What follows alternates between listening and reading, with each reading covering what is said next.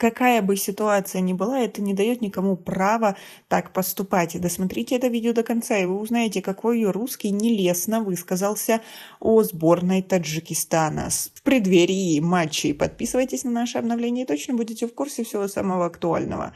Российский спортивный комментатор Василий Уткин дал ироничный комментарий по предстоящим матчам сборной России с Таджикистаном и Узбекистаном. Уткин призвал экономно использовать на поле питьевую воду, так как, по его мнению, в Таджикистане это дефицит.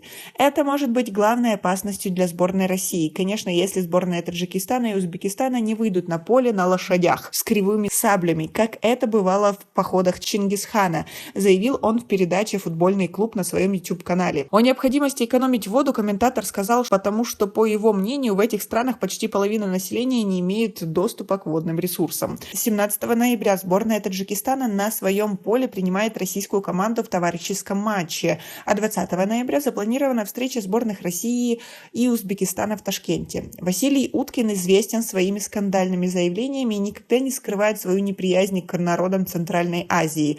В 2018 году во время чемпионата мира по футболу, который проходил в России, он оскорбил арбитра из Узбекистана Равшана Ирматова, судившего матч Аргентина-Хорватия. Как вы относитесь к такому поступку русского журналиста и комментатора, если его вообще можно так назвать? Ведь разве может человек, который комментирует матчи с разными странами, высказывать такую открытую неприязнь к кому-либо? Ведь таджики ничего не сделали плохого России, узбеки тем более. Да, есть в наших странах проблемы с водой и тому подобное, но это не повод для того, чтобы высказывать это все в таком оскорбительном ключе и так свысока относиться к нашему народу. Свое мнение по поводу этого человека, его высказываниях и к товарищеским матчам, которые скоро произойдут, напишите нам, пожалуйста, в комментарии. Тогда Василий Уткин на своей странице в Твиттер назвал Равшана Ирматова ишачьим сыном за то, что рефери не удалил хорватского игрока Анте Ребича за фол против аргентинца Сальвио Эдуардо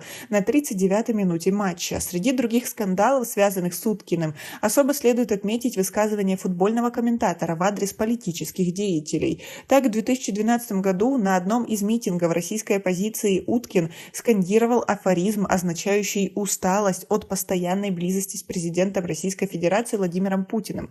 В 2013 году Уткин заявил, что желает Путину здоровья и долголетия, чтобы дожить до суда. Как вы относитесь к таким высказываниям и как вообще ему позволяют работать и открыто выражаться? Ведь пусть он не высказывает официальную позицию Российской Федерации, но во многом это может подпортить отношения. Вы согласны? Свои ответы напишите нам, пожалуйста, в комментарии.